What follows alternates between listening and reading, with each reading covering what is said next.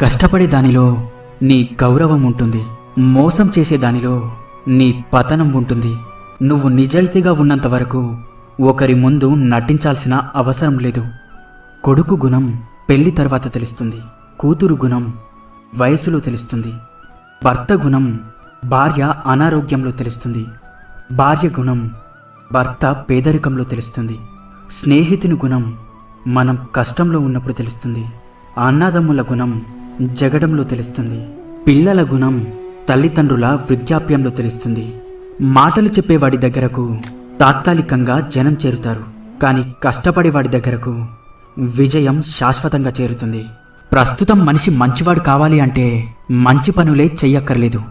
ఎదుటివారి గురించి చెడుగా మాట్లాడకుండా ఉంటే చాలు. గొప్పవారి యొక్క గొప్పతనం వారు చిన్నవారితో ప్రవర్తించే తీరును బట్టి తెలుస్తుంది.